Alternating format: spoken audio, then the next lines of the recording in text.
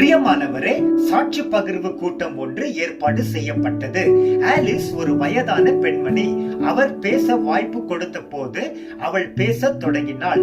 நான் சின்ன பெண்ணாக இருந்த போது ஒரு அனாதை இல்லத்தில் சேர்க்கப்பட்டேன். நான் அழகாக இருக்கவில்லை, யாரும் என்னை விரும்பவில்லை. ஆனால் நான் ஒரு குடும்பத்தால் தத்தெடுக்கப்பட்டு நேசிக்கப்பட வேண்டும் என்று ஏங்கினேன். என்னை பார்க்க வந்த அனைவரையும் மகிழ்விக்க நான் மிகவும் முயற்சி செய்தேன். நான் செய்ததெல்லாம் மக்களை என்னை விட்டு போகும்படி செய்தது தான். பிறகு ஒரு நாள் அனாதை இல்லத்தின் தலைவர் ஒரு குடும்பம் வந்து என்னை அவர்களுடன் வீட்டிற்கு அழைத்து செல்ல போவதாக கூறினார். நான் ரொம்ப உற்சாகமாக இருந்தேன். துள்ளி குதிச்சு அழுதேன். நான் விசாரணையில் இருக்க போவதாகவும் இது ஒரு நிரந்தர ஏற்பாடாக இருக்காது என்றும் தலைவர் எனக்கு நினைவூட்டினார். நான் அந்த குடும்பத்திற்குள் மிகவும் மகிழ்ச்சியான ஒரு சின்ன பெண்ணாக சென்றேன். நான் ஸ்கூலுக்கு செல்ல ஆரம்பித்தேன். வாழ்க்கை எனக்கு கொஞ்சம் திறக்க ஆரம்பித்தது. ஆனால் சில மாதங்களுக்கு பிறகு ஒரு நாள் பள்ளியிலிருந்து வீட்டிற்கு சென்றேன். வீட்டில் யாரும் இருக்கவில்லை. ஃப்ரண்ட் ஹாலின் நடுவில் என்னுடைய பழைய கிழிந்த சூட்கேஸ் கிடந்தது. அதன் மேல் என்னுடைய சிறிய கோட் வீசப்பட்டிருந்தது.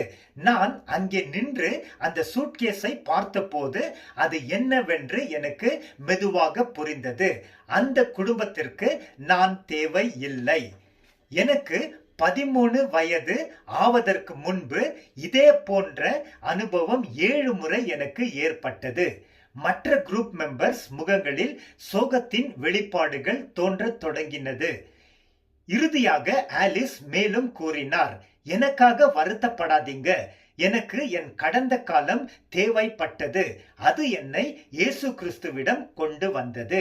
பிரியமானவரே, உள்ளத்தை தொடும் ஒரு சாட்சியாக இருக்கிறது. திக்கற்ற அனாதை பிள்ளைகளை நாம் நினைவு கூர்ந்து அவர்களுக்காக தொடர்ந்து ஜெபிப்போம்.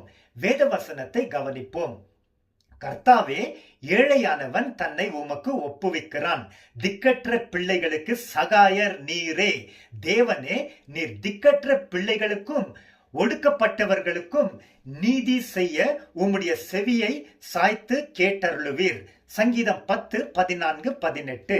தம்முடைய பரிசுத்த வாசஸ்தலத்தில் இருக்கிற தேவன் திக்கற்ற பிள்ளைகளுக்கு தகப்பனும் விதவைகளுக்கு நியாயம் விசாரிக்கிறவருமாக இருக்கிறார். தேவன் தனிமை ஆனவர்களுக்கு வீடு வாசல் ஏற்படுத்தி கட்டப்பட்டவர்களை விடுதலை ஆக்குகிறார். சங்கீதம் 68:5-6. ஆமென்.